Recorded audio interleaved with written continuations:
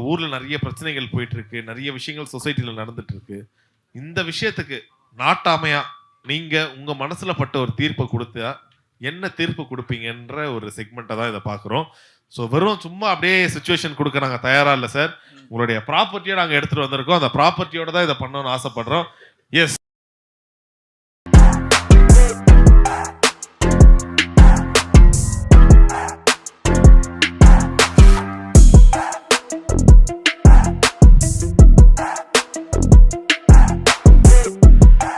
இது வந்து நாங்க ரொம்ப கஷ்டமான சுச்சுவேஷன் அப்படிலாம் கொடுக்க போறது இல்லை சார். ரொம்ப எந்த கஷ்டமானதுன்னு பரவாயில்ல, சொல்லுங்க, போடுங்க. அவ்வளவுதான். அதுதான் சரத்குமார் சார்.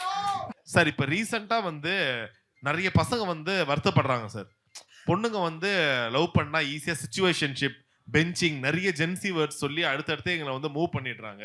அந்த மாதிரி ஒருவேளை ஒரு பையனோ இல்லை ஒரு பொண்ணோ அந்த ஒரு சிச்சுவேஷன்ஷிப்லயோ இல்லை ஏதோ ஒரு அவங்களோட ரிலேஷன்ஷிப்ல ஏமாத்தினா அவங்களுக்கு நீங்க என்ன ஒரு தண்டனையோ இல்லை என்ன ஒரு தீர்ப்பு கொடுப்பீங்க? அதாவது இன்னைக்கு வந்து ரிலேஷன்ஷிப் அப்படின்னு சொல்லும் போது இருவர் மனது ஒத்து போய் பழகி கொண்டு இருக்கிறார்கள் இல்லையா? அந்த எல்லாமே மாறிடுச்சு, காலமே மாறிடுச்சு. இன்றைக்கி இருக்கிற கேர்ள் ஃப்ரெண்ட் நாளைக்கு இல்லை, நாளைக்கு இருக்கிற ஃப்ரெண்ட் நாளானிக்கு இல்லை. So they are moving fast. அதாவது வந்து ஏதோ ஒரு காரணத்துக்காக பிரிஞ்சிடுறாங்க. ஆனால் ரொம்ப டீப்பாக வந்து காதலிச்சு ஒரு பிரேக்கப் ஆச்சுன்னா என்னை பொறுத்த வரைக்கும் அதில் சம் ரீசன் இருந்தால் அதுக்காக வந்து முடிவு என்பது தற்கொலை அல்ல. என்னை பொறுத்த வரைக்கும் அவங்க வந்து உங்களை ஏதோ ஒரு காரணத்துக்கு விரும்பலைன்னு சொன்னால் broken friendship can be shoulder but can never be sound.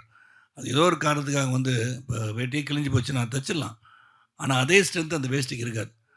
நாட்டாமழை பற்றிங்களா எப்படி சொல்கிறாரு பாருங்க. Super super. அந்த மாதிரி அந்த சுச்சுவேஷனில் என்ன தெரிஞ்சு அவங்க வாழ்க்கையில் நல்லா இருக்கணும்னு நினைக்கிறது தான் பெஸ்ட்டு.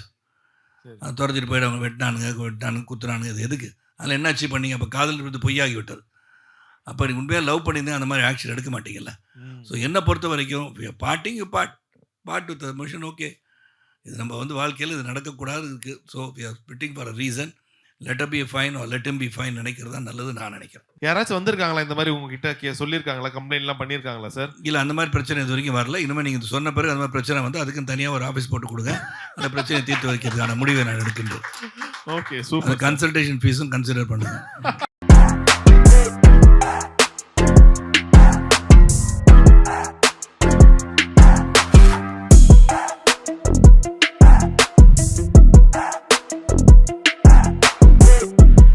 அதாவது வந்து ஏதோ ஒரு காரணத்துக்காக பிரிஞ்சிடுறாங்க.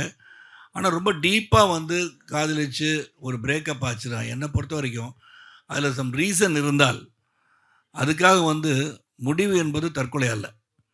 என்னை பொறுத்த வரைக்கும் அவங்க வந்து உங்களை ஏதோ ஒரு காரணத்துக்கு விரும்பலைன்னு சொன்னால் broken friendship can be shoulder but can never be sound.